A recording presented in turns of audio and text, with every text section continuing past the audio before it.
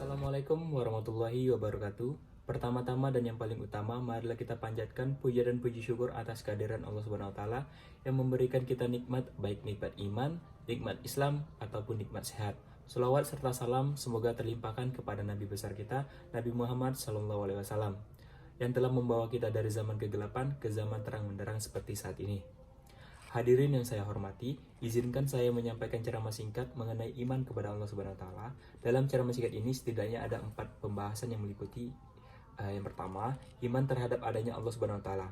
Eksistensi Allah Subhanahu wa taala ditunjukkan oleh akal dan fitrah sebagaimana juga dijelaskan oleh dalil-dalil syar'i yang banyak. Setiap makhluk telah ditetapkan fitrahnya di atas keimanan kepada Sang Pencipta tanpa harus berpikir terlebih dahulu atau diajari oleh orang lain. Adapun dalil yang membahas tentang adanya Allah Subhanahu wa taala yaitu am khuliqun min khairi syar'in am humul khaliqun, atau apakah mereka tercipta tanpa asal usul ataukah mereka yang menciptakan diri mereka sendiri. Maksudnya bahwa semua ciptaan itu tidaklah terjadi seketika tanpa adanya yang menciptakannya. Hadirin yang saya hormati, kedua, iman kepada Allah meliputi iman terhadap rubaniyah atau ketuhanan Allah Subhanahu wa taala. Maksudnya bahwa kita percaya dan yakin bahwa hanya Allah saja Tuhan yang menciptakan segala sesuatu, yang mengukur segala urusan seperti memberi rezeki, kehidupan dan kematian, menurunkan hujan dan lain sebagainya.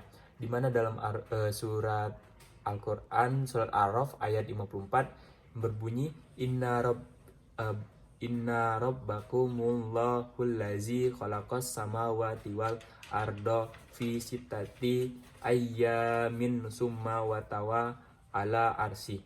Yang artinya sesungguhnya Tuhan kamu telah Allah yang menciptakan langit dan bumi dalam 6 masa, lalu dia bersemayam di atas arsy. Ketiga, iman kepada Allah juga meliputi iman terhadap uluhiyah atau penghambaan hanya kepada Allah Subhanahu wa taala. Demikian itu terrealisasi dengan mengesahkan Allah dalam berbagai bentuk ibadah. Kita tidak mempersembahkan sesuatu apapun dari ibadah. Kita tidak mempersembahkan sesuatu apapun dari ibadah kepada Allah Subhanahu wa taala selain Dia, dan kita tidak terlepas diri dari segala sesuatu yang disembah selain Allah Subhanahu wa taala. Ini merupakan konsekuensi logis dari persaksian kita bahwa tiada Tuhan yang berhak disembah selain Allah Subhanahu wa taala. Keempat, iman kepada Allah juga meliputi percaya dan yakin terhadap nama-nama Allah yang baik dan sifat-sifatnya yang tinggi. Demikian itu dengan meyakini segala sesuatu yang Allah kabarkan tentang dirinya dan yang dikabarkan oleh nabinya sallallahu alaihi wasallam berupa nama-nama dan sifat-sifat yang sesuai dengan keagungannya, tanpa tahrif atau menyelewengkan maknanya, tahtil tidak menafikannya, tahyif tidak membayangkan bagaimana rupa dan caranya, serta tidak pula tamsil menyerupakan dengan makhluknya. Allah berfirman, laisa kamislihi syai'i wa huwas samiul basir, yang artinya tiada ada sesuatu pun yang serupa dengan Dia dan Dialah yang Maha mendengar dan melihat. Quran surat Asy-Syura ayat 11. Demikian ceramah singkat, semoga bermanfaat. Kemudian saya akan mencatat ayat-ayat ekonomi yang berkaitan dengan materi yang saya buat, dan saya akan menjelaskan maksud dari ayat tersebut. Baiklah, kita masuk ke sesi menulis ayat-ayat ekonomi. Selamat menyaksikan.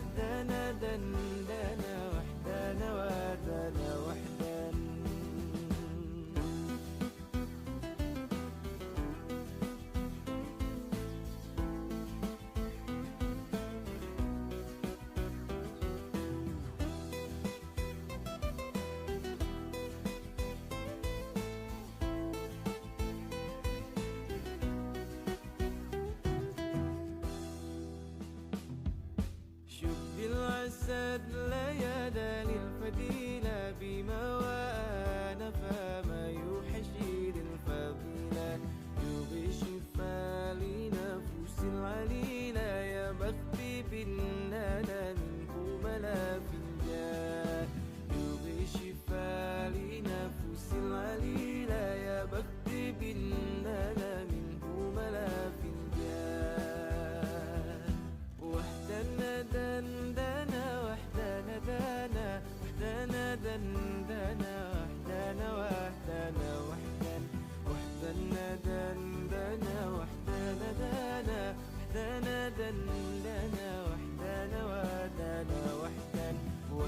دندنا وحدنا دنا وحدنا دندنا وحدنا ودنا وحدنا.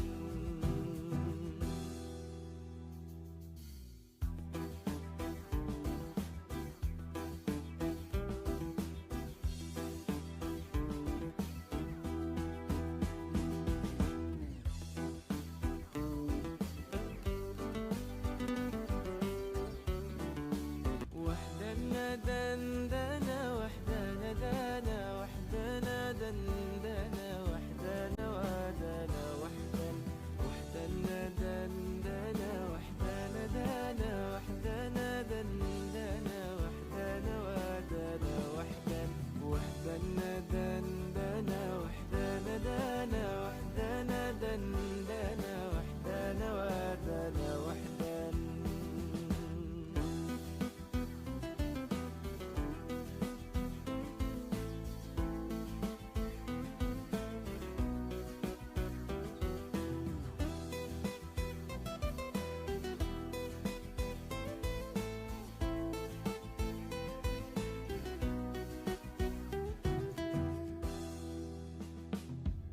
شب العسد ليالي الفديلة بما وأنا فما يحشد الفضيلة. يبغي شفاء لنفوس العليلة يا بختي بالنانا منه ملا فنجان. يبغي شفاء لنفوس العليلة يا بختي بالنانا منه ملا فنجان. وحدنا دندنا وحدنا دنا وحدنا دندنا وحدنا وحدنا وحدنا. وحدنا دندنا وحدنا دنا وحدنا دندنا وحدنا ودنا وحدنا. وحدنا دندنا وحدنا دنا وحدنا دندنا وحدنا ودنا وحدنا.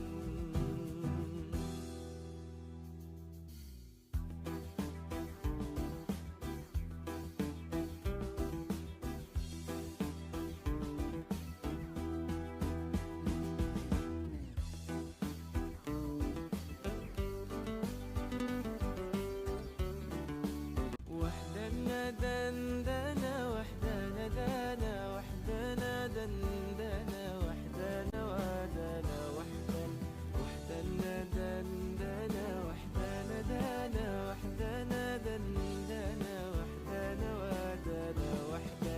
وحدنا دندنا وحدنا دنا وحدنا دندنا وحدنا ودنا وحدنا.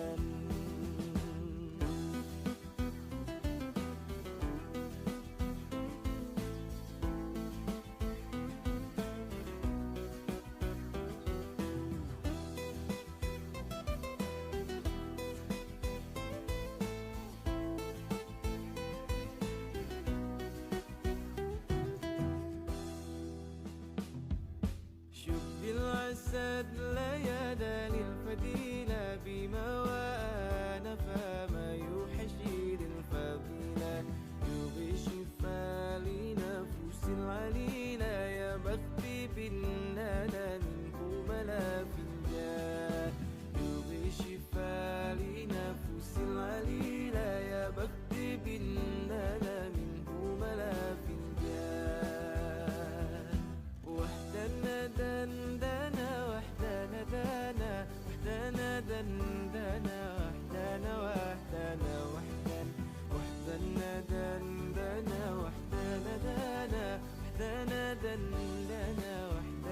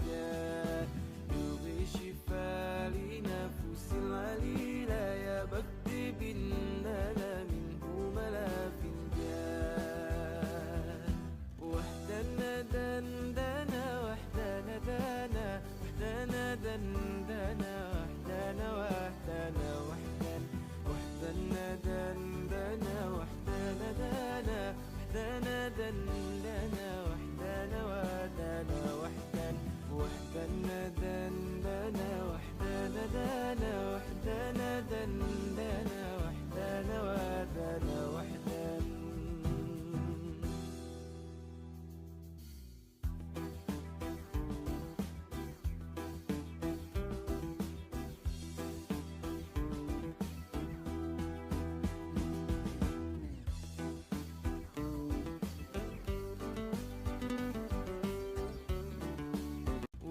وحدنا دندنا وحدنا دانا وحدنا دندنا وحدنا ودانا وحدا وحدنا دندنا وحدنا دانا وحدنا دندنا وحدنا ودانا وحدا وحدنا دندنا وحدنا دانا وحدنا دندنا وحدنا ودانا وحدا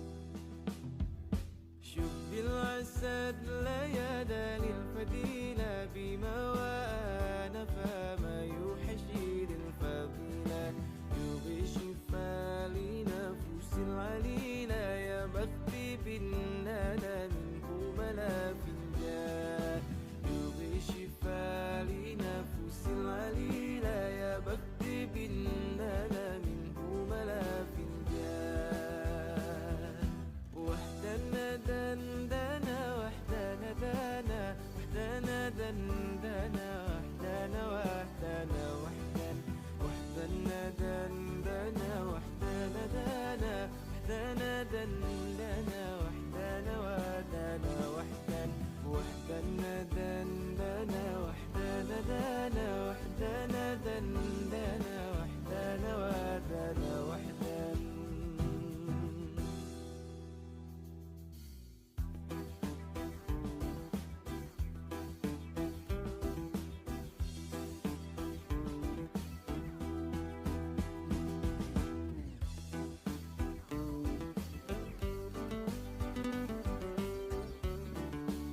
وحدنا دندنا وحدنا دانا وحدنا دندنا وحدنا ودانا وحدا وحدنا دندنا وحدنا دانا وحدنا دندنا وحدنا ودانا وحدا وحدنا دندنا وحدنا دانا وحدنا دندنا وحدنا ودانا وحدا